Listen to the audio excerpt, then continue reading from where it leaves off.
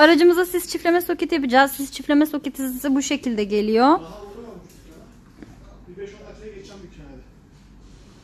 Üründe 3 adet kablo mevcut. Yeşil sarı kablo, şase, park ve fren kabloları. Bunların kablosunu uzatıyoruz. Şase ve fren olarak. Montaja geçebilirsin.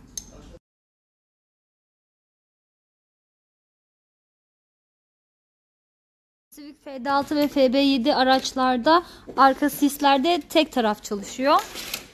Biz onu çift taraf çalışması için çiftliyoruz. Döşeme sökülüyor bunun için, değil mi? Sökülmesi gerekiyor. Nereye bağladığını gösterir misin?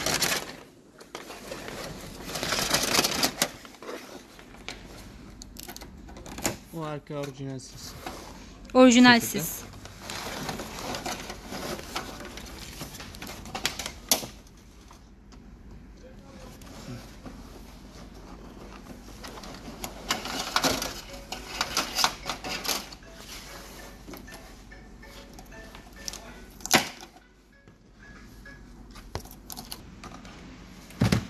Ürünü bu şekilde buradaki soket yerine takıyorsunuz.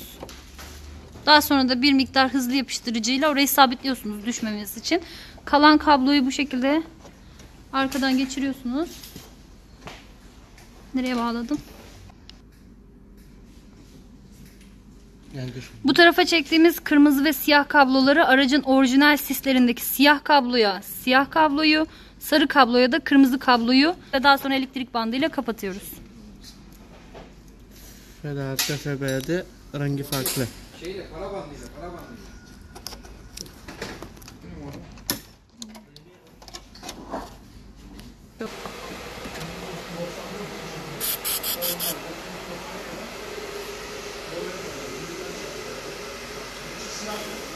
O tutan yerlerine hızlı yapıştırıcı sıktık ki sonradan düşmesin diye.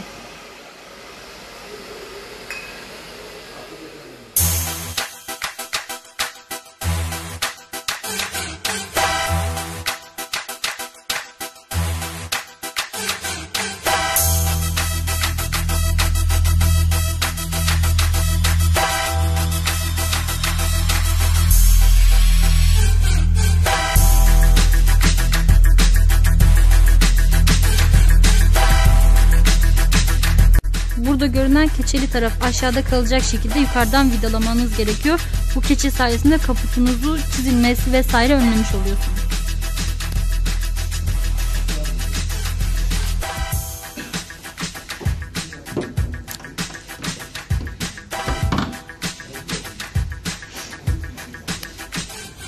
Şimdi şöyle göstereyim ben size bunu da. Göstereceğim de abi bunu nereden takıyorlar ya? Buradaki ayak, plastik ayak. Görmüyorum. Kaputun arasına geçiyor. Hangi ayak? Ben görmüyorum ki. Bir saniye.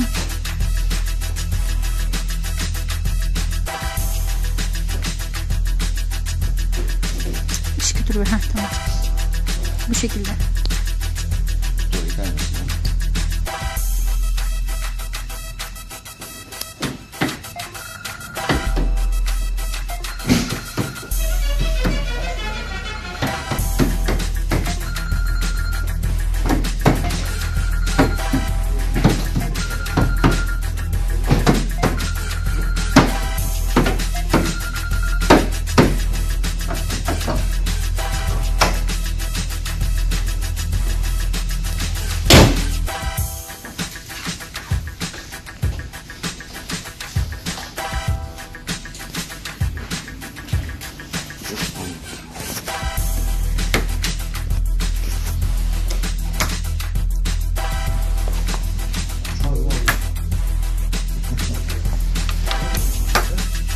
Allah çok şükür. Tam uçan denk gelmedi.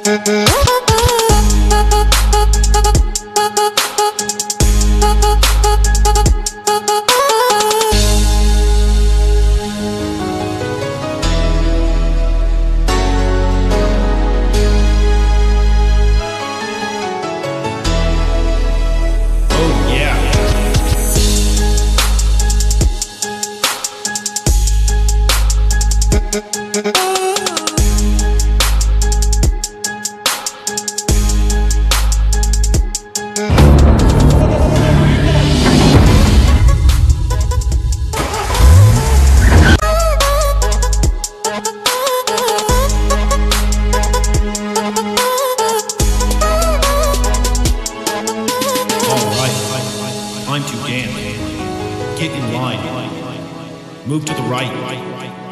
Kick your feet. Oh yeah. Hands on the hip. Turn to the left. Oh yeah. You got it. Now kick your feet. Hands in the air. Shake those hands. Kick your feet. Turn around. Oh yeah. Whoa, mate.